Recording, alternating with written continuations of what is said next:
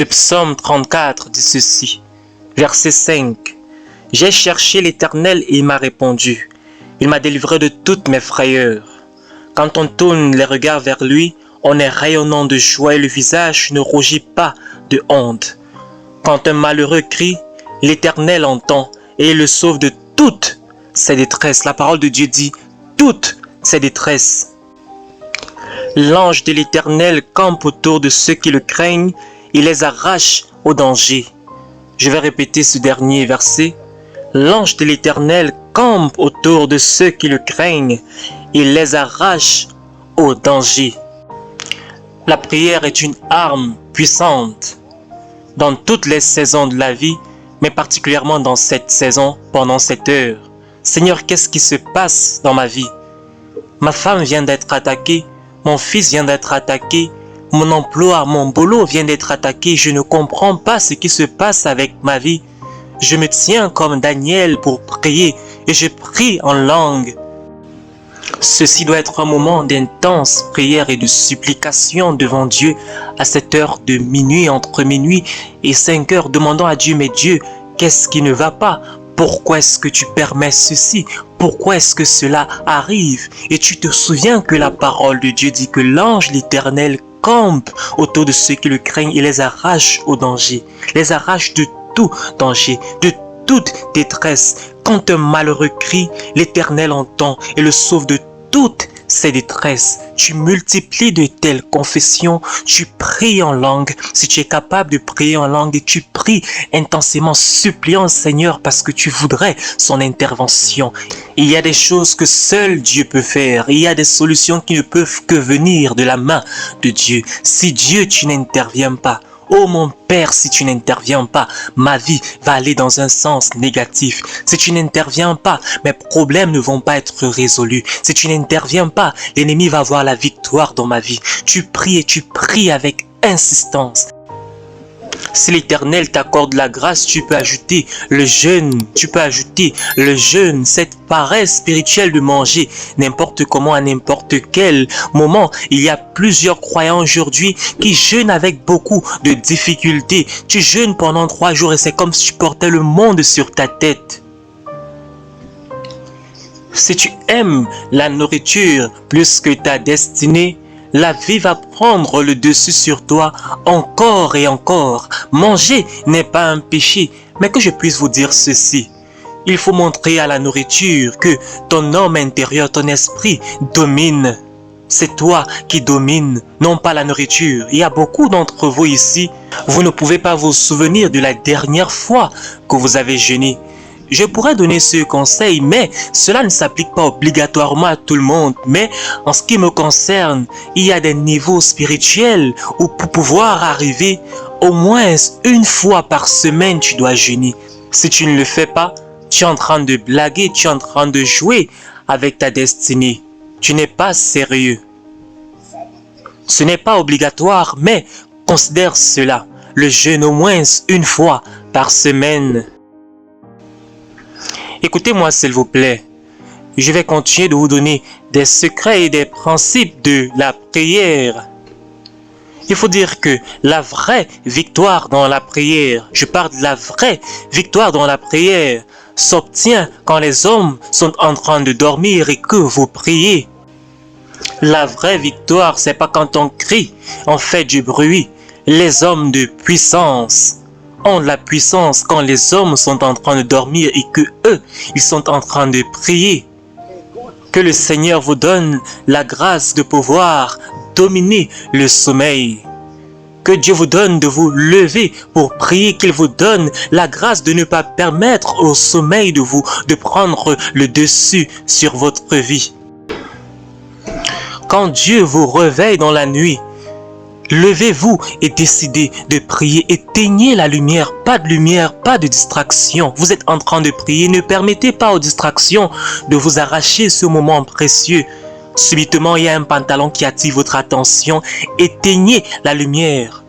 Vous êtes dans la nuit seul. Et regardez ce qui va se passer. Vous commencez à prier avec puissance en langue. Vous commencez à prier. Vous priez et personne ne voit ce que vous faites. Mais laissez-moi vous dire qu'il y a un cahier de présence. Tous les jours, tu signes ce cahier. Et c'est le jour où tu vas atteindre un niveau où tu dois prêcher. C'est à ce moment que Dieu ne va pas te décevoir. Face à l'adversité, l'Éternel ne va pas te décevoir parce que tu as bâti cet autel de prière de minuit jusqu'au matin, parce que tu pries et tu pries intensément. Tu ne te tiens pas devant les difficultés de la vie et tu commences à dire Éternel des armées, étoile du matin, bon berger, Dieu ceci, Dieu cela. Dieu n'est pas un magicien. Vous n'avez pas de vie secrète de prière. Tout ce que vous allez dire va se terminer par la honte et par l'échec. S'il vous plaît, apprenez à prier dans la nuit. Apprenez à prier dans la nuit. Recevez la grâce pour consacrer les temps de nuit à la prière. Dieu ne vous a pas donné une maison juste pour garder vos choses. Faites de vos toilettes, faites de votre salon, de votre chambre un hôtel de prière quand tout le monde est en train de dormir. Il faut partir et éteignez la télévision. Commencez à prier, même si c'est un film chrétien, vous n'êtes pas en train de prier. Priez et décidez, Seigneur, c'est toi et moi à cette heure. Je ne sais pas ce qui se passe avec ma vie. Commencez à prier en langue. À un certain moment, vous allez juste commencer à adorer. À un certain moment, vous serez même distrait par le sommeil, mais ne cédez pas. Satan, tu es un menteur. Un temps viendra et votre langue va changer. Ce que vous dites ne sera plus la même. Vous allez commencer à entrer dans une autre dimension, une dimension dans l'esprit. Le parler en langue a une puissance, les langues de feu. Il y a des niveaux où vous devez atteindre dans la prière, des soupirs inexprimables. Vous allez atteindre un moment dans l'esprit où vous allez commencer à prier.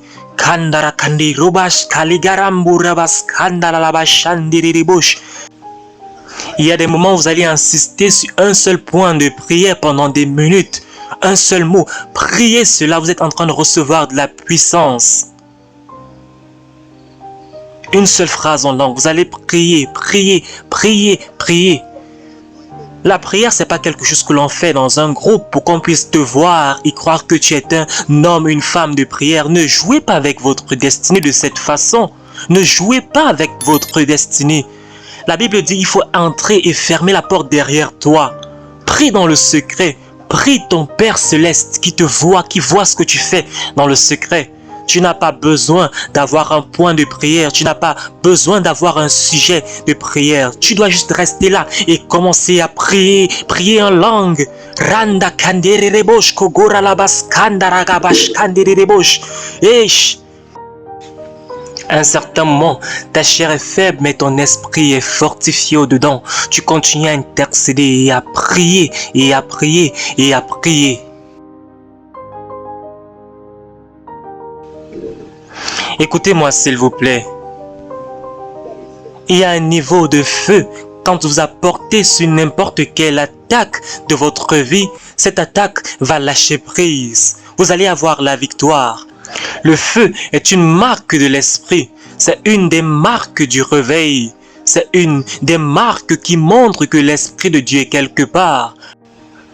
Le feu représente le réveil, mais également c'est pour le jugement. Il y a des fois où tu dois rester comme un prêtre et tu dois veiller et tu dois prier. Mon frère et ma sœur, si tu pries de tout ton cœur, il y a des choses qui vont changer dans le spirituel. Tu vas te réveiller le matin et tu vas savoir qu'il y a des choses qui ont changé grâce à ma prière. Il y a des attaques que seule la prière peut défier. C'est bien de dire, prie pour moi, pasteur, mais toi-même, tu dois devenir le prêtre de ta destinée. Seigneur, je suis arrivé dans une saison de ma vie, je ne peux pas laisser la paresse d'envahir, de prendre le dessus sur ma vie. Je ne peux pas permettre que ma vie de prière puisse descendre. C'est tellement risqué, Père éternel. Pas dans cette saison, pas dans cette saison. C'est le pire moment de rester sans vie de prière. C'est le pire moment que de rester sans avoir une vie de prière dans le secret. Seigneur, enlève le sommeil de mes yeux. Seigneur, enlève la paresse de mon esprit. Enlève la paresse de mon corps. Commence à prier, à prier.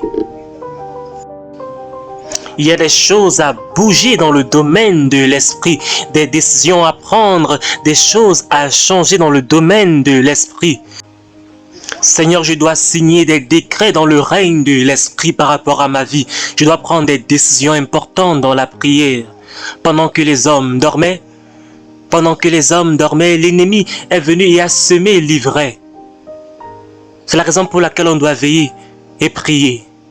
Veiller et prier. Être la sentinelle de ta vie. Être le prêtre de ta vie qui veille et qui prie. Prie, prie, prie, bien-aimé. Il y a certainement des choses qui vont bouger dans le domaine de l'esprit. Il y a certainement des choses qui vont changer dans votre vie. Il y a certainement des choses qui vont être transformées, des choses qui vont se réaliser quand vous allez prier, bien-aimé. Que la gloire revienne à Dieu et qu'il nous donne réellement le pouvoir. Prier et prier et prier et utiliser cette heure stratégique qu'est l'heure de minuit. Commencer dans le domaine de l'esprit à changer des choses dans le secret quand personne ne nous voit. On prie et on sait que le ciel enregistre cette prière et qu'elle a de réels impacts dans le monde spirituel.